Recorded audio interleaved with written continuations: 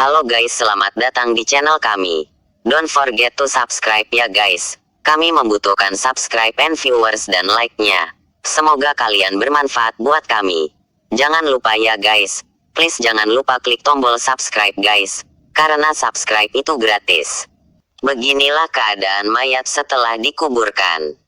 Tahukah kalian bagaimana keadaan mayat setelah ia dikuburkan? Dalam sebuah riwayat disebutkan bahwa ada berbagai macam keadaan mayat di dalam kuburnya. Misalnya ada yang menangis dan tertawa, serta ada yang disempitkan dan dilapangkan kuburnya. Sebelum mayat mengalami peristiwa-peristiwa di alam kuburnya seperti pertanyaan dari malaikat, mendapatkan azab atau nikmat kubur dan lain sebagainya.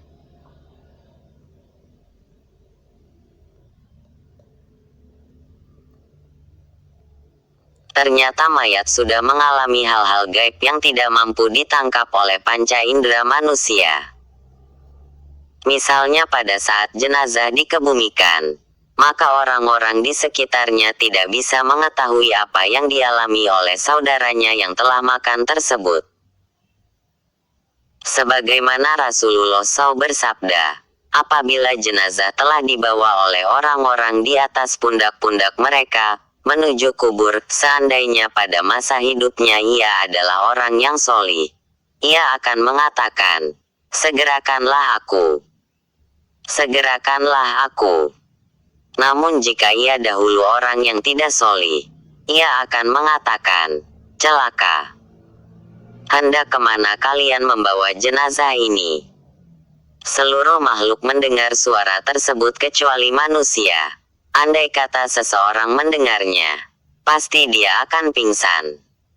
Hari Bukhari No 1314. Di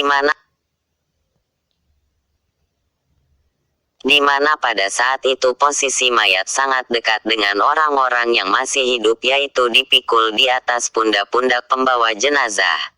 Namun hal itu tidak membuat orang-orang di sekitarnya mendengarkan apa yang dikatakan oleh si mayat disebabkan dimensi mereka sudah berbeda. Kemudian dari Abu Hurairah disebutkan bahwa Rasulullah SAW bersabda, sesungguhnya apabila mayat telah dikuburkan, maka dia mendengar derap alas kaki orang yang mengantarkannya ketika kembali dari tempat pemakaman. Dan jika ia seorang mukmin, maka ibadah salatnya akan berada di kepalanya, ibadah puasanya berada di samping kanannya dan zakat di sebelah kirinya. Sedangkan seluruh perbuatan baiknya seperti sedekah, silaturahim, damalan yang ma'ruf dan perlakuan baiknya akan berada di kedua kakinya. Kemudian ia didatangi dari arah kepalanya. Maka amalan salatnya berkata, tidak ada tempat dari arahku untuk mengganggu orang ini. Lalu ia juga didatangi dari sebelah kanan sehingga amalan puasanya pun berkata, tidak ada tempat dari arahku. Selanjutnya ia kembali didatangi dari arah-arah lainnya. Namun semuanya mengatakan hal yang sama, tidak ada tempat dari arahku. Selanjutnya dikatakan kepadanya, duduklah dengan tenang. Kemudian orang mukmin itu duduk dan ia diibaratkan seperti matahari yang tenggelam. Dan para malaikat akan bertanya kepadanya, apa yang telah kamu katakan tentang lelaki yang diutus kepada kalian? Maksudnya adalah Nabi Muhammad. Lantas apa yang engkau persaksikan atasnya?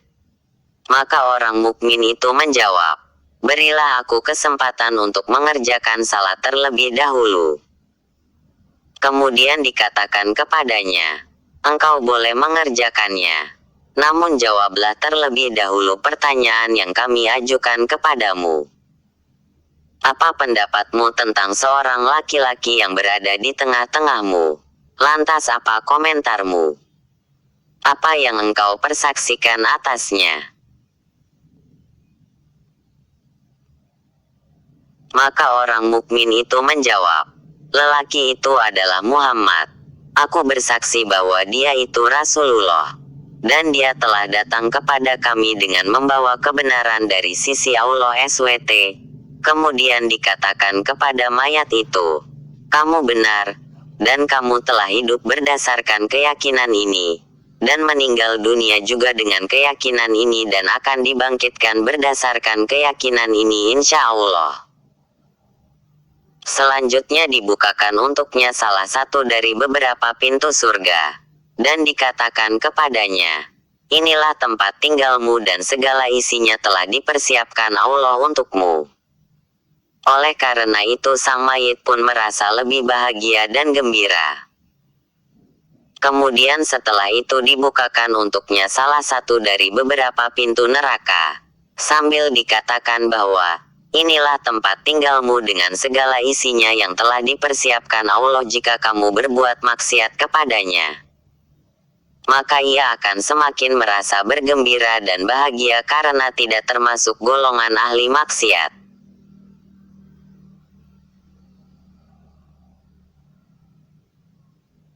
Selanjutnya kuburan si mayat itu dilapangkan sepanjang 70 hasta.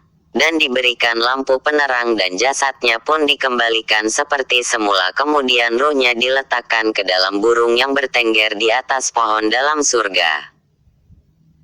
Hal ini sesuai dengan firman Allah SWT.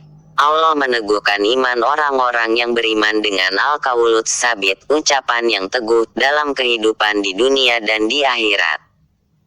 Qs. Ibrahim 27. Akan tetapi jika si mayat tersebut adalah seorang kafir, maka ia akan didatangi dari arah kuburnya dan tidak ditemukan sesuatu apapun yang bisa melindunginya. Dan begitu selanjutnya dari arah lainnya. Maka dikatakan kepadanya, duduklah. Lantas ia pun duduk dengan perasaan takut dan gelisah. Kemudian ditanyakan kepadanya, apa yang dulu kamu katakan tentang laki-laki yang berada di tengah-tengah kalian? Di mana pada saat itu ia telah diberi petunjuk tentang nama lelaki tersebut, yaitu Nabi Muhammad SAW. Namun orang kafir itu pun menjawab, aku tidak tahu. Memang dulu aku mendengar orang-orang telah mengatakan sesuatu. Maka aku pun ikut-ikutan mengatakan apa yang mereka katakan. Setelah itu dikatakan kepadanya, berdasarkan ketidaktahuan inilah kamu menjalani hidup. Dan berdasarkan keraguan inilah kamu mati. Dan berdasarkan keraguan inilah kamu akan dibangkitkan dari kubur. Insya Allah. Setelah itu dibukakan untuknya salah satu pintu neraka dan dikatakan kepadanya, inilah tempat tinggalmu di neraka dengan segala isinya yang telah dipersiapkan Allah untukmu. Sehingga ia merasa rugi dan menyesal. Selanjutnya dibukakan untuknya salah satu dari pintu-pintu surga dan dikatakan kepadanya, dan inilah tempat tinggalmu di surga jika kamu taat kepada Allah SWT. Sehingga semakin menyesal dan merugilah si mayit tersebut. Lainnya dari